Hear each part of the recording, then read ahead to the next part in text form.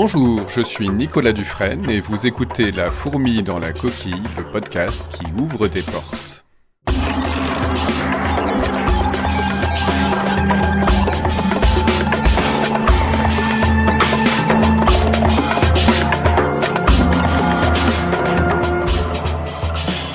Comment la lumière physique devient-elle couleur dans notre conscience ? La fourmi dans la coquille, saison 2, épisode 5, de la lumière à la couleur. Avant de commencer cet épisode, j'aimerais avoir un mot à propos de ma poule Rosala, dont j'ai parlé du plumage noir iridescent la semaine dernière. Depuis que j'ai enregistré ce dernier épisode, malheureusement, une buse a réussi à s'introduire dans l'enclos des poules et Rosala a été mangée par la buse. Ça nous a rendus très tristes, y compris les autres poules, Agnès, Doda, Charlotte et Joséphine, qui ont un petit peu de mal à s'en remettre. Mais on reste positif, c'est la nature, ça arrive que de temps en temps les prédateurs arrivent à avaler leur proie, et c'est de la nature qu'on va parler aujourd'hui sur des notes un peu moins tristes, je vous rassure, où nous allons donc voir comment la lumière devient couleur dans l'esprit des humains et de pas mal d'animaux.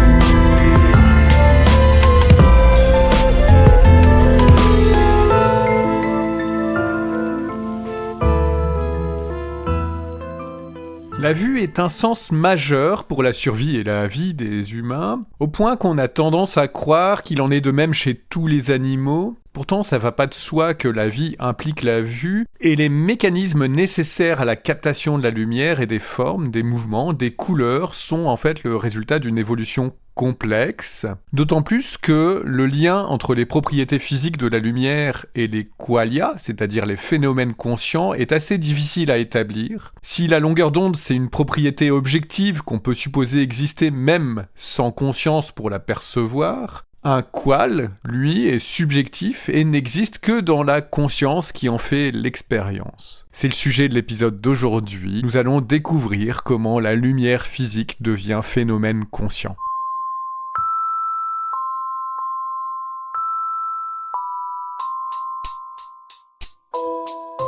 Pour que l'évolution naturelle amène à la vision de la lumière et des couleurs, il faut commencer par développer un moyen au niveau moléculaire de réagir à la lumière, c'est-à-dire de provoquer un changement à l'échelle des molécules qui constituent les cellules, qui puissent servir de signal lorsque l'œil capte un photon. Il y a justement les opsines, des longues protéines qui sont extrêmement répandues dans le vivant, qui sont capables de s'associer à de plus petites molécules très spécifiques, qu'on va appeler les chromophores et qui les enserrent.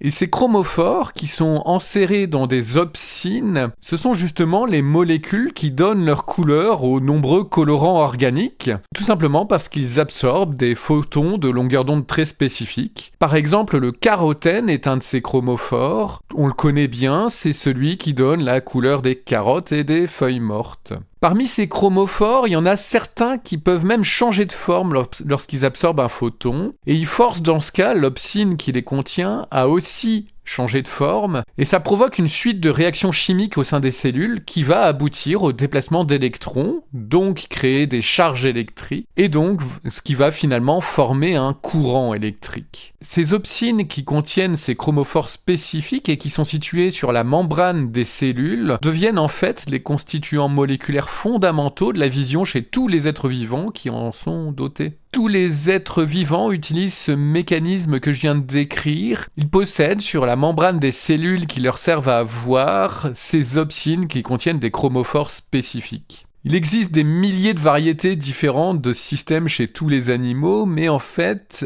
toutes ces variétés semblent n'avoir qu'un seul et même ancêtre dans la longue histoire de l'évolution des espèces. En partant de ces opsines, l'évolution des yeux, tels que ceux de l'être humain par exemple, passe en fait par 4 stades. Au tout premier stade, les opsines sont simplement associées à des cellules et forment les tout premiers photorécepteurs du vivant qui servent qu'à détecter la présence de lumière, par exemple pour s'assurer que son corps est parfaitement caché ou détecter l'ombre d'une proie. Ces premiers photorécepteurs peuvent aussi déjà détecter différentes longueurs d'onde dans les photons qui sont absorbés, et ce sont des cellules simples comme celle-ci qui parsèment par exemple la peau des pieuvres et des seiches, ce qui leur permet de changer de couleur pour se camoufler dans l'environnement en contrôlant en retour retour les pigments de la peau, tout comme les caméléons contrôlent des nanocristaux dans leur épiderme. Ces changements de couleur des caméléons, des poulpes, des pieuvres n'ont d'ailleurs pas uniquement pour but de se camoufler, mais c'est aussi un moyen de communication. Dans ce cas, ils sont plus dépendants de photorécepteurs sur la peau, mais bien de l'évolution des yeux et de la vision. En fait, rien n'est jamais simple dans la nature. Chez les caméléons, on pense d'ailleurs que les changements de couleur sont d'abord apparus comme un moyen de communication avant de servir ensuite de moyen de camouflage. Dans ce cas, les couleurs sombres marquent plutôt la couleur et l'agressivité avec des rayures sur les flancs et des signaux qui changent sur la face du caméléon. Les couleurs claires, au contraire, et variées sont utilisées par les mâles pour attirer les femelles, tandis que les couleurs très très vives peuvent être utilisées en moyen de défense pour faire peur aux prédateurs. Chez certaines espèces de caméléons, les changements de couleur servent peut-être aussi à la régulation thermique du corps. Et certaines espèces, comme le Bradypodion taenia bronchum, une espèce de caméléon endémique d'Afrique du Sud, ont ensuite développé le camouflage jusqu'à en avoir une maîtrise vraiment exceptionnelle. Ils sont capables de se fondre totalement avec la branche sur laquelle ils sont accrochés. Les caméléons qu'on connaît bien, ils sont déjà précisément décrits dans l'Histoire des animaux d'Aristote, et puis même un peu plus tard, Théophraste,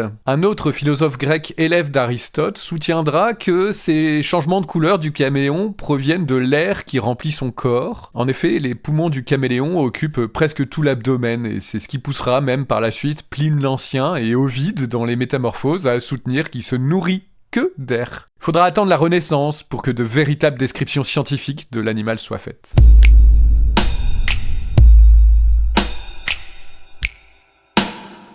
Au premier stade, où nous avons laissé les photorécepteurs, si donc déjà certaines couleurs peuvent être détectées permettant aux pieuvres et aux poulpes de changer et d'adapter la couleur de leur peau, grâce à des opsines spécialisées dans certaines longueurs d'onde, on peut pas encore parler de vision. Non, les pieuvres ne voient pas avec la peau, ce serait faux de le dire. Parce que pour la vision, il faut au minimum pouvoir détecter la provenance, au moins approximativement, de la lumière, c'est-à-dire la direction des rayons. Et ça, c'est possible au deuxième stade de l'évolution, grâce à l'inclusion soit de pigments sombres, soit d'obstacles sur les photorécepteurs, qui permettent de réagir uniquement aux rayons qui viennent d'une direction plus ou moins précise. Alors c'est un embryon de vision très rudimentaire, et c'est qu'au troisième stade de l'évolution que les photorécepteurs sont regroupés pour produire de véritables images du monde extérieur. Et là, on peut vraiment parler de vision, bien que ce soit encore un peu flou et granuleux, parce qu'il faut ajouter un système optique qui permet de focaliser la lumière pour former une image nette, un peu comme les objectifs sur un appareil photo, les lentilles des lunettes astronomiques ou les miroirs des télescopes, qui focalisent la lumière sur leur capteur. Prenez une photo avec un appareil sans objectif, ou sans faire la mise au point, vous n'obtiendrez qu'un grand flou lumineux, comme le décrit Han Solo dans Le Retour du Jedi, dont les yeux souffrent probablement de difficultés à faire le point après sa congélation carbonique.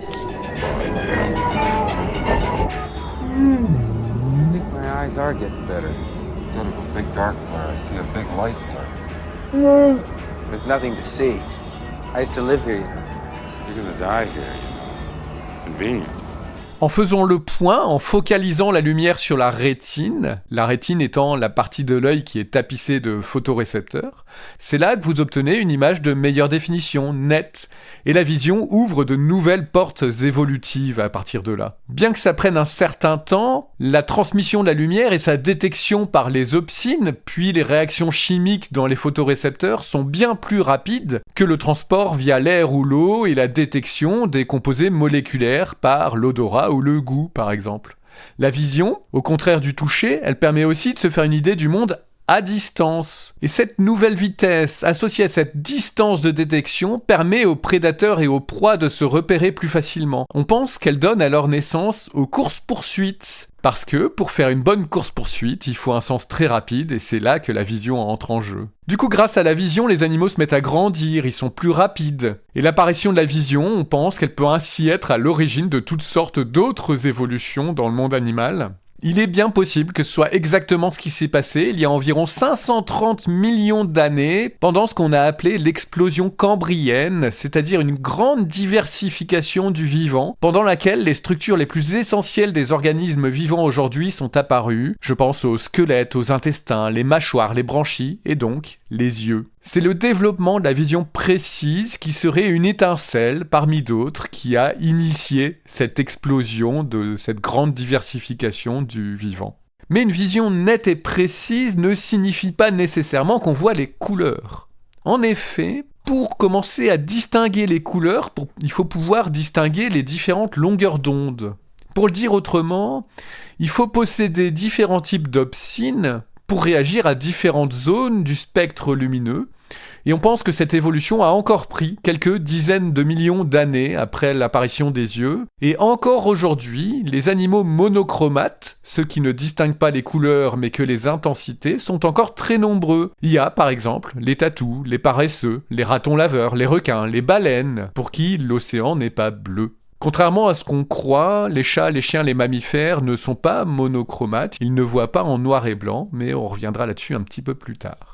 Étonnamment, l'immense majorité des céphalopodes, dont font partie les pieuvres et les seiches dont on a parlé, sont aussi monochromates et n'ont probablement donc aucune conscience de leur propre changement de couleur de peau dont on a parlé. Chez les pieuvres et les seiches, au contraire des caméléons, ces changements de couleur ne peuvent donc pas servir de signal, de moyen de communication. Mais quel est donc d'ailleurs l'intérêt de développer la vision des couleurs ? Dans les temps qui ont suivi l'explosion cambrienne et l'évolution de la vision, une grande partie des animaux vivaient dans une eau peu profonde. Ils subissaient donc le miroitement du soleil sur la surface. Imaginez un peu alors comment ces rapides et intenses variations de la lumière dans votre environnement peuvent nuire à votre vision si vous n'avez pas la couleur, si vous voyez uniquement en noir et blanc. Dans cet univers où la luminosité est très changeante, distinguer les couleurs devient donc un atout, parce que à la lumière ou dans l'ombre, du vert, ça reste du vert. Et en tout cas, il reste bien distinct du rouge, par exemple. C'est une explication possible sur l'évolution de la vision des couleurs qui aurait eu lieu il y a entre 500 et 400 millions d'années.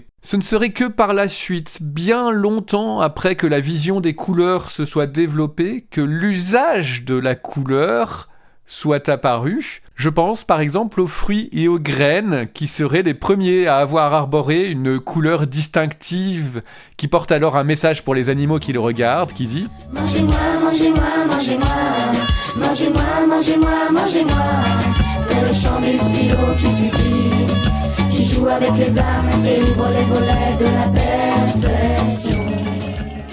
Ces fruits choisissent une couleur qui tranche avec l'environnement, rouge par exemple pour les fraises qui sont entourées de feuilles vertes. Et cette évolution-là, des fruits, des plantes qui prennent de la couleur, ne se serait faite que 100 à 200 millions d'années après le développement de la vision des couleurs, c'est-à-dire il y a environ 300 millions d'années. Les fleurs ont immédiatement suivi les fruits, il y a entre 250 et 140 millions d'années, puis les premiers animaux aussi ont commencé à se colorer il y a 130 millions d'années pour effrayer ou surprendre leurs prédateurs. On a retrouvé un cafard datant de cette époque, piégé dans l'ambre, dont on sait qu'il était coloré, bien qu'on ne sache pas de quelle couleur exactement. Si on fait des analyses phylogénétiques, on se rend compte que les premières chenilles colorées seraient apparues il y a environ 105 millions d'années. Quoi qu'il en soit, c'est bien les dinosaures qui ont vu le développement de la couleur dans le monde biologique, pour autant qu'ils n'aient pas été monochromates et qu'ils aient développé eux-mêmes la vision des couleurs. À la disparition des dinosaures, en tout cas, il y a 65 millions d'années, ou de la majorité des dinosaures, le monde était probablement déjà aussi coloré qu'il ne l'est aujourd'hui. Et ce sont les dinosaures qui ont survécu, les oiseaux, qui font partie des animaux à la fois les plus colorés et ceux dont la vision des couleurs est probablement la meilleure dans tout le monde animal. Depuis 300 millions d'années, donc, l'usage et la vision des couleurs ont coévolué en colorant le monde d'une infinité de nuances qui sont vues d'une infinité de manière différente par tous les animaux qui y vivent. La manière de voir influence le développement des couleurs, et le développement des couleurs influence la manière de voir. Les fruits ont développé la couleur rouge conjointement avec la vision du rouge chez les primates, ce qui permet de les distinguer sur le fond vert des feuilles. Sous l'océan, par contre, où les longueurs d'onde rouges sont trop facilement filtrées,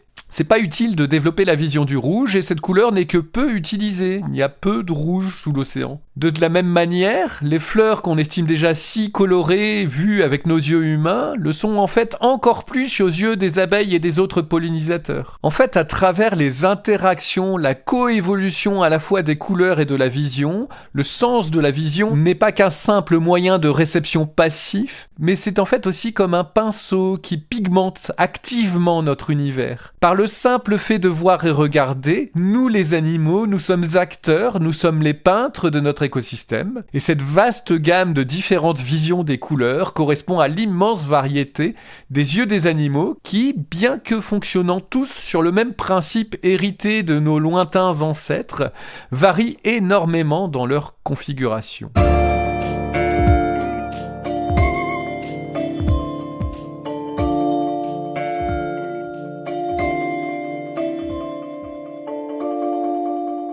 La vision des couleurs commence donc sur la rétine, c'est-à-dire la surface sur laquelle sont assemblés les photorécepteurs qui se situent au fond de l'œil chez les mammifères. Les opsines dont on a parlé, qui sont situées sur ces photorécepteurs, sont des molécules qui réagissent en fait à l'excitation d'un seul photon à la fois. Lorsqu'on les soumet à un rayon lumineux, qui est en fait un flot de nombreux photons, chaque photon pris individuellement, a une chance, plus ou moins élevée, de faire réagir l'opsine. C'est là un des effets aléatoires au cœur de la physique quantique. Cette probabilité de faire réagir l'opsine augmente autour d'une gamme de longueur d'onde précise qui est propre à chaque opsine. Par exemple, l'opsine spécifique qui permet la vision du rouge chez l'être humain, elle a plus de chances de réagir aux photons autour de 564 nanomètres, mais elle peut aussi réagir aux photons qui vont d'environ 500 nanomètres jusqu'à un peu plus de 600 nanomètres. Et comme ça, n'importe quel photon dans cette gamme de 500 à 600 nanomètres peut activer le photorécepteur qui contient cette opsine spécifique, mais la valeur précise de la longueur d'onde, elle est perdue.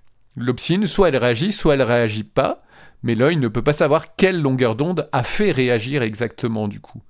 La seule information qui est disponible, c'est le fait qu'un photon a été absorbé par une opsine précise. Ce fonctionnement, il fait qu'un seul type d'opsine, un seul type de photorécepteur ne permet pas la vision des couleurs, seulement la vision monochromatique. C'est-à-dire qu'il permet uniquement de voir l'intensité de la lumière dans un spectre précis qui correspond à la gamme de longueur d'onde spécifique à l'opsine. Il faut en fait au minimum 2 types d'opsines qui réagissent à 2 gammes de longueur d'onde un peu différentes pour commencer à distinguer les couleurs en comparant les signaux entre les 2 types d'opsines. Cette comparaison implique donc aussi la présence d'un système nerveux derrière la rétine, c'est-à-dire un ensemble de neurones qui vont traiter les signaux et effectuer les comparaisons des 2 signaux. On y reviendra un peu plus tard. On va commencer d'abord par se concentrer un peu sur ces photorécepteurs et leurs opsines, parce que la vision des couleurs dépend donc d'abord du nombre d'opsines différentes au sein de la rétine, qui doit être au minimum de 2, chaque opsine étant capable d'absorber majoritairement une gamme de longueur d'onde précise. Il y a en fait 2 grandes catégories d'opsines qui nous intéressent, d'un côté les rhodopsines et de l'autre les iodopsines. Alors les premières, les rhodopsines, elles ont comme chromophore associé ce qu'on appelle le rétinal. C'est en fait une forme de la vitamine A qui a l'apparence de cristaux orangés et absorbe naturellement plutôt les longueurs d'onde vertes et bleues du spectre visible, c'est-à-dire autour de 500 nanomètres, si les chiffres vous intéressent. On retrouve ces rhodopsines dans un type particulier de photorécepteurs qu'on appelle les bâtonnets. Ces bâtonnets, ils sont plus sensibles mais aussi plus lents que les autres types de photorécepteurs qu'on appelle les cônes qui utilisent les autres types d'opsines, les iodopsines. Les bâtonnets, ils sont plus sensibles, ça veut dire qu'ils ont besoin de recevoir un petit peu moins de photons pour s'activer, et ils seront plus utiles donc pour la vision dans la pénombre et la vision nocturne. Autrement dit, il leur suffit de recevoir quelques photons par seconde pour s'activer, et plutôt donc des photons de longueur d'onde du côté bleu-vert du spectre de la lumière visible. En étant le seul type de photorécepteur vraiment fonctionnel quand la lumière est faible, ils permettent pas la vision colorée. La nuit, tous les chats sont gris.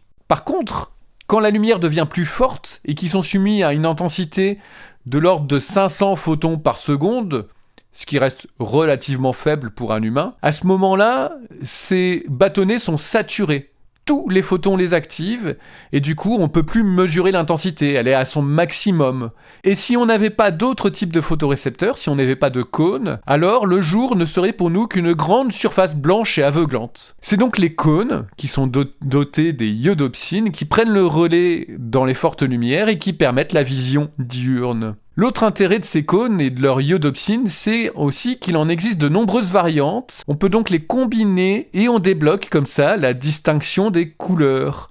Oui, le jour, les lions sont fauves, alors que Chipolata, la chatte de mes voisins, est blanche à taches rousses, ce qui permet de ne pas confondre les deux. Les humains possèdent donc, comme on vient de le dire, des bâtonnets qui les aident surtout à distinguer les formes dans la pénombre, et pour la majorité des humains, ils possèdent aussi 3 types de cônes. On dit qu'ils sont trichromates. Mais ça, c'est pas la règle pour tous les animaux. Les paresseux sont monochromates parce qu'ils ne possèdent que des bâtonnets. Les pieuvres, les requins, les baleines sont monochromates parce qu'elles ne possèdent qu'un seul type de cône et pas de bâtonnet du tout. Les chiens, les chevaux, eux, ils ont 2 types de cônes. Ils sont dichromates, probablement comme l'étaient aussi les premiers primates, nos ancêtres. Les insectes, eux, possèdent 3 types de cônes comme nous les humains et sont aussi trichromates, mais ils utilisent des longueurs d'onde différentes des humains. Et les oiseaux, eux, ils possèdent 4 types de cônes et ils sont donc tétrachromates. Et les mantes de mer, elles possèdent 12 types de cônes. Mais est-ce que pour autant on peut les qualifier de dodécachromates ? C'est pas si simple.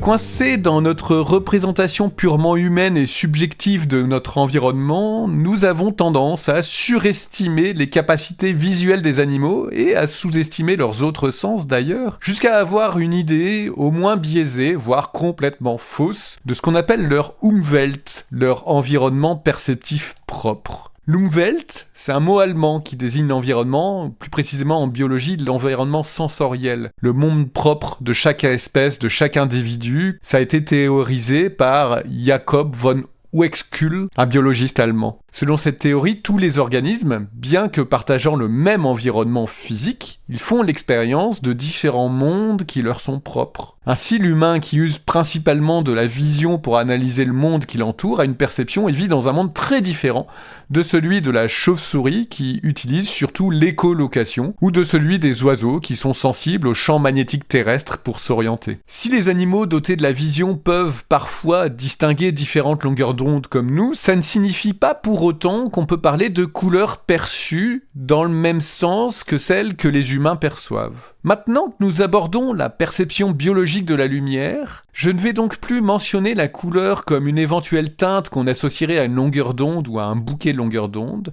mais je vais bien parler uniquement du qual, de la perception consciente et subjective qu'en fait un être humain. Ces qualia, ces perceptions subjectives, que sont la couleur, par exemple, composent la conscience phénoménale des individus. C'est le contenu subjectif de l'expérience, comme les couleurs telles que nous en avons conscience, mais aussi, par exemple, comme la sensation de faim, de douleur, de fatigue. C'est aussi le ressenti des humeurs, les sentiments, les émotions. Ces qualia sont les phénomènes ineffables qui semblent n'exister qu'au sein de notre conscience et absolument impossibles à décrire à ceux qui ne les vivraient pas. Le lien entre les propriétés physiques qui provoquent les qualia et les qualia eux-mêmes est cependant très difficile à établir. Une longueur d'onde, c'est bien une propriété objective, qu'on peut supposer exister même s'il n'y a personne pour la percevoir. Encore que même cette question-là, on peut se la reposer en fait. Tandis que le qual subjectif n'existe que dans la conscience qui en fait l'expérience. Thomas Nagel, dans un célèbre article qui s'intitule « Quel effet cela fait-il d'être une chauve-souris ?», illustre très bien cet écart. Si on peut expliquer scientifiquement le fonctionnement de l'écholocation des chauves-souris, c'est impossible d'avoir la moindre idée de l'effet que cela fait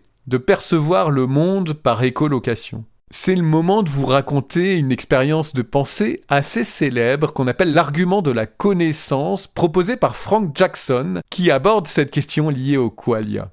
Dans cette expérience de pensée, Mary est une brillante scientifique, mais elle a vécu toute sa vie dans une chambre en noir et blanc et elle n'a pu étudier le monde qu'à travers une télévision qui est aussi en noir et blanc.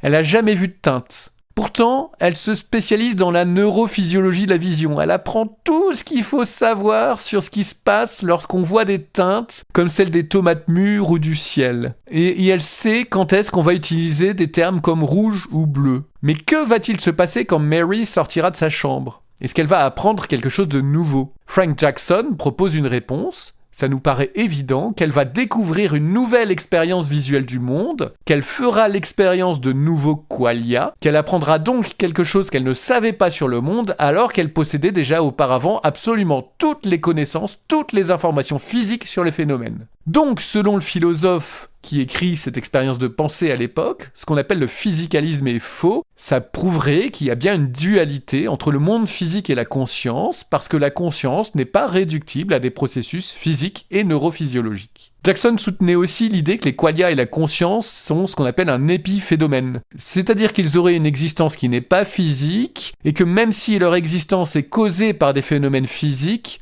eux-mêmes ne causent aucun changement dans le monde physique. C'est à sens unique. Il est depuis revenu sur cette idée, il a écrit en 2003, je cite, « J'ai capitulé et je me dis maintenant que le problème intéressant, c'est plutôt de savoir comment les arguments intuitifs à l'encontre du physicalisme, ces arguments qui semblent si puissants, nous poussent à nous tromper. » Parenthèse, avec le développement en ce moment de l'intelligence artificielle et la grande influence des acteurs des technologies numériques qui sont d'ardents défenseurs d'une forme de physicalisme qu'on appelle le connexionnisme, pour qui tout est physique et mathématiquement simulable, y compris la conscience via des réseaux de neurones suffisamment complexes, moi je demande est-ce qu'il ne serait pas sain ou au moins intéressant de repenser une forme de dualisme, ne serait-ce que pour redonner un peu de poésie au monde moderne. Du reste, les processus qui mènent à l'émergence de la conscience restent de toute façon toujours un mystère. Et pour revenir au sujet qui nous occupe,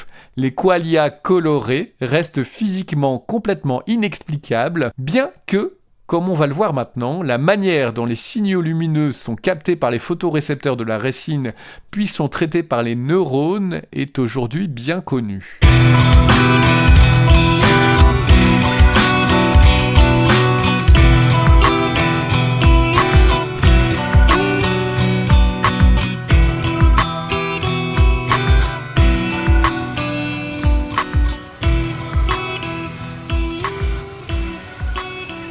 Chez l'être humain, la vision dans l'obscurité se fait principalement grâce au bâtonnet, comme on l'a dit un peu plus tôt. Elle ne permet donc pas de distinguer efficacement les teintes. C'est dans ce cas seulement l'intensité de la lumière qui est traitée par le cerveau. Le cerveau traduit alors cette intensité par une échelle visuelle qui commence par le noir quand aucun photorécepteur n'est actif. La couleur spécifique et théorique qui résulterait de l'activation uniquement des bâtonnets est en fait par contre complètement indéfinissable, puisque quand l'intensité de la lumière augmente, la couleur perçue dépend aussi du signal qui vient des cônes qui s'activent aussi. Il faudrait, pour définir la couleur qu'on perçoit uniquement grâce au bâtonnet, pouvoir désactiver tous les cônes de la rétine, ou demander à quelqu'un dont tous les cônes seraient défectueux ou inexistants de la décrire. Quoi qu'il en soit, aucune information de teinte ne peut être tirée de l'activation uniquement des bâtonnets, et on peut considérer qu'ils participent plutôt à l'évaluation de la luminosité comme une image en noir et blanc, ou plutôt en noir et gris, puisque les bâtonnets ne sont performants que dans les lumières faibles et ne participent pas aux intensités qu'on qualifierait de blanc. C'est quand l'intensité lumineuse augmente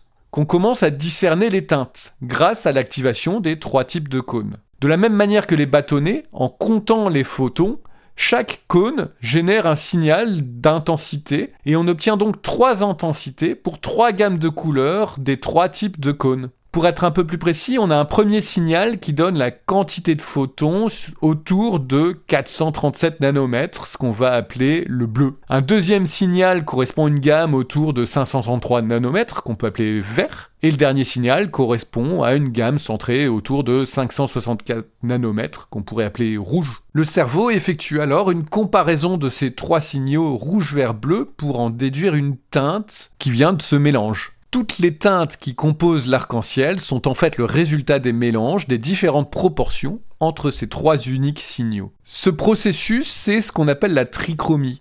Un système de trichromie permet de reproduire toutes les couleurs visibles à partir de seulement 3 teintes de base, qu'on appelle dans ce cas les couleurs primaires. La lumière naturelle est bien composée d'une gamme continue de photons de toutes les longueurs d'onde possibles, d'une infinité de longueurs d'onde possibles, mais les cônes ne permettent pas de mesurer ces longueurs d'onde précisément. Je vais prendre un exemple. Regardez une belle orange bien mûre. Ou prenez une clémentine ou une carotte si vous voulez, ou si vous en avez pas, vous pouvez simplement imaginer la couleur. Vous l'avez en tête ? Mine de rien, je viens de vous faire fabriquer un qual, j'ai placé une couleur dans votre conscience qui n'est le résultat d'aucun signal lumineux physique. Prenez 5 minutes pour réfléchir à l'ontologie de ce qual coloré. Quelle est l'existence physique ? Quelle est la chaîne de causalité qui a créé cette couleur ? Je vous laisse y réfléchir 30 secondes. Analysons toutefois cette couleur que vous voyez. Cet orange vif est principalement dû au carotène qui est contenu dans la peau de l'orange ou de la carotte, qui réfléchit surtout les photons dont la longueur d'onde se situe entre 550 et 600 nanomètres et absorbe la majorité des autres photons. Ces photons, quand ils parviennent à nos yeux, ils vont activer essentiellement 2 types de cônes, plutôt les rouges et un petit peu les verts, et pas du tout les bleus. Et c'est ainsi que va se former le qual orange dans la conscience. Si maintenant vous regardez une photo de cet orange ou de cette carotte sur un écran numérique, un écran numérique reproduit l'image au moyen d'une grille de pixels, c'est-à-dire des minuscules points qui génèrent chacun une couleur précise à partir de 3 primaires. C'est un système de trichromie aussi. Si votre écran est correctement fabriqué, ces 3 primaires sont des lumières rouges, vertes et bleues, qui sont respectivement composés de l'équivalent de photons de longueur d'onde de 612 nanomètres, 547 et 464,5 pour être précis nanomètres. C'est une convention, c'est une norme qu'on appelle sRGB, que sont censés respecter la majorité des écrans. En tout cas, dans chaque pixel, le mélange, l'addition de chacune de ces 3 lumière primaire définit la couleur du pixel par trichromie. Notre orange ou notre carotte qui sont donc affichés sur l'écran sont représentés par des pixels qui génèrent un mélange en proportion à peu près égale de lumière rouge et de lumière verte de 612 et 547 nanomètres sans aucune lumière bleue. C'est un mélange lumineux très différent de celui de la véritable orange ou de la véritable carotte qui contenait tout le spectre visible avec une majorité de photons autour de 575 nanomètres, donc une fréquence qui n'existe pas sur les écrans numériques. Et pourtant, on voit exactement la même chose. On voit le même orange, on est incapable de distinguer l'orange de la vraie orange et l'orange de l'orange sur l'écran. J'aurais dû utiliser plutôt l'exemple avec une carotte, ça aurait fait moins de répétitions, je recommence. On est incapable de distinguer la différence entre l'orange de la vraie carotte et l'orange de la carotte sur l'écran numérique, qui sont pourtant physiquement composés de photons absolument différents. Les photons naturels, ceux de la carotte naturelle de 575 nanomètres, peuvent activer aussi bien les cônes rouges que verts, alors que dans le mélange artificiel, les photons de 612 nanomètres activent surtout les cônes rouges, et les photons de 547 nanomètres activent surtout les cônes verts. Mais le résultat est le même en fait. Ce sont les mêmes cônes qui sont activés dans les mêmes proportions. Du coup, le signal nerveux qui en résulte est parfaitement identique. Notre nombre limité de types de cônes réduit grandement notre perception des teintes et la quantité des couleurs que nous pouvons voir. Nous sommes incapables d'analyser le spectre lumineux en détail et il y a en réalité une infinité de combinaisons de longueurs d'onde possibles pour générer chaque couleur que nous voyons. On peut les générer d'une infinité de manières différentes, chacune des couleurs que nous voyons. Toutes ces lumières qu'on perçoit de manière identique alors qu'elles sont en réalité composées d'un spectre différent, c'est ce qu'on appelle des couleurs métamères ou bien homochromes.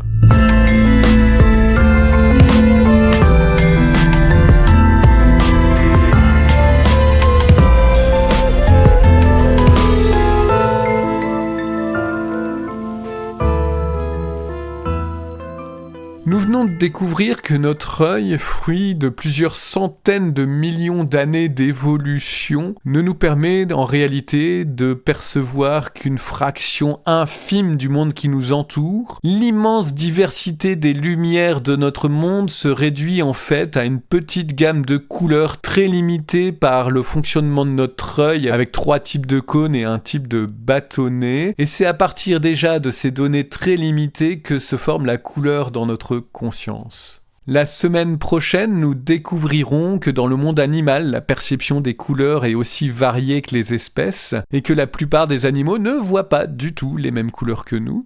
Nous découvrirons comment certains humains peuvent voir des couleurs que d'autres ne voient pas.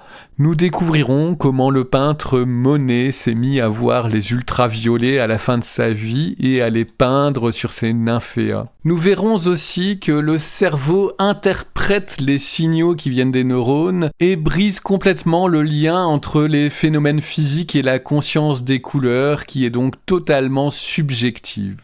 Malgré tout, l'espèce humaine a développé un usage de la couleur qui lui est propre comme moyen de communication, de choses diverses et variées. C'est ce que nous explorerons dans la suite du podcast. J'espère que ce nouvel épisode vous a plu.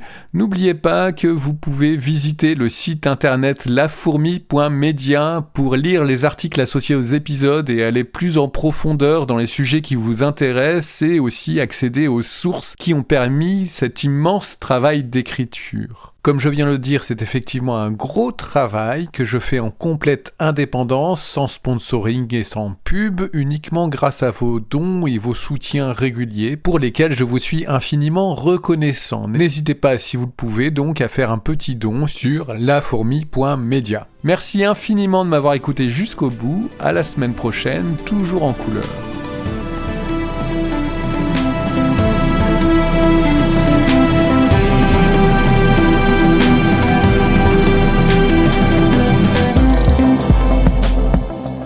C'était La fourmi dans la coquille, le podcast hélicoïdal par Nicolas Dufresne.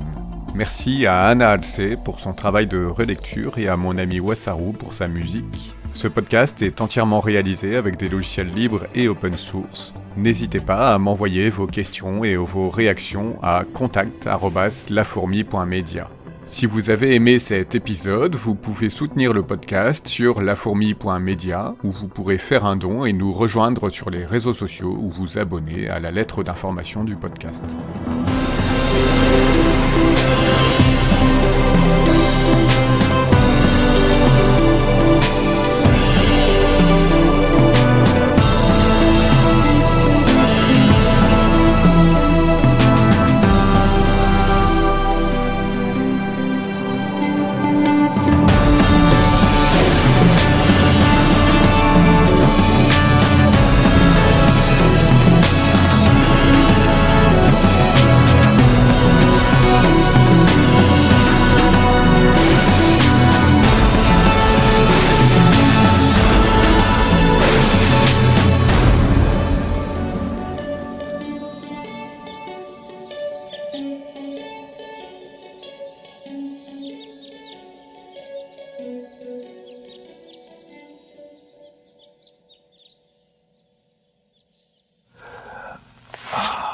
Man, the more I hear about this, it just gets crazier and crazier.